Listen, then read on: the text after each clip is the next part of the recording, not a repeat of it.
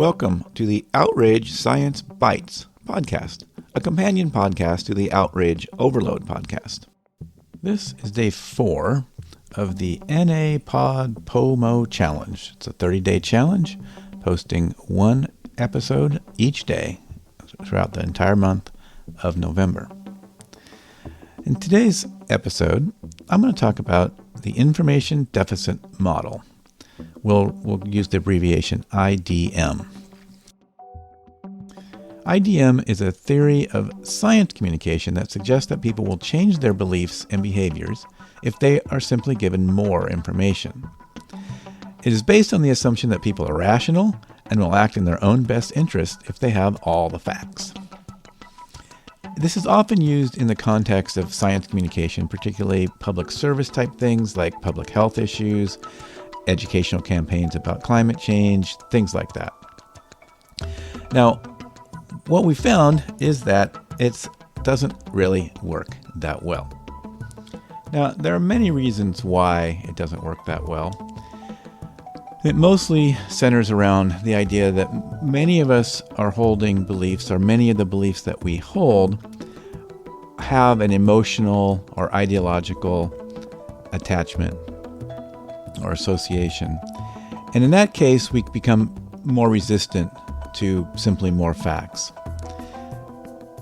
And so this model starts to fall apart. It doesn't factor in those emotions and values. And particularly it doesn't factor in the social consequences of holding on to those beliefs, which can be as big as anything else. And that's related to this idea of ideology attachment, I suppose. But it can go beyond that, or even outside that traditional sort of ideology context. And so in those cases, this information deficit model can actually sort of backfire, right? You just shove out more information and it doesn't really help convince anybody. And in these cases, what we find is you need to build trust.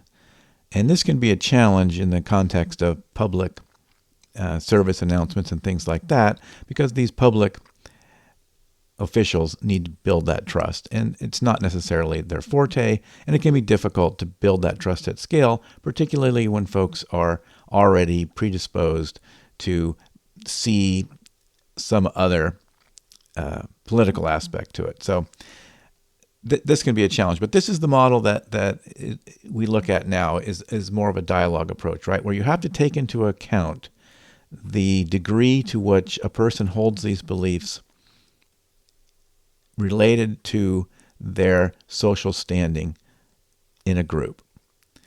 Now, we won't often believe that we hold on to beliefs in that manner. We often think, well, we just have this belief, we're looking at the facts, and that's all we look at. And if you ask people, that's probably what they'd say most of the time. But the reality is, what we see in real life is that we are holding on to these beliefs for many times these social ideological reasons, even if we don't really appreciate it. And so in that case, if you are going to say, as a public science communicator, try to communicate something like vaccines or climate change or other science that's important to the general public, you've got to take this more, what now we often hear people refer to as a dialogic approach. So in other words, creating trust and creating a dialogue with your audience. Now, this applies equally well in a one-on-one setting as well. You're not going to convince somebody, family member or something, to change their mind about a political view that they hold very strongly and has a close association with their tribe or their in-group. And more information is not really going to get you anywhere in most cases, because that's not the way that people they're not open to that information, right? So it's the same approach.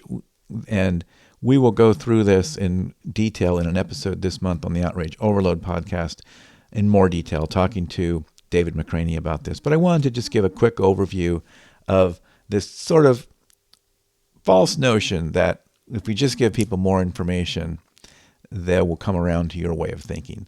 And there's a lot more to that than what we've covered in this short little bite, but that's what these episodes are about. It's an Outrage Science Bite. This is day 4, and there'll be another episode tomorrow. If you're interested in diving deeper on some of these topics and hearing from experts on it, listen to the Outrage Overload podcast, which is a long-form podcast. Okay, see you tomorrow.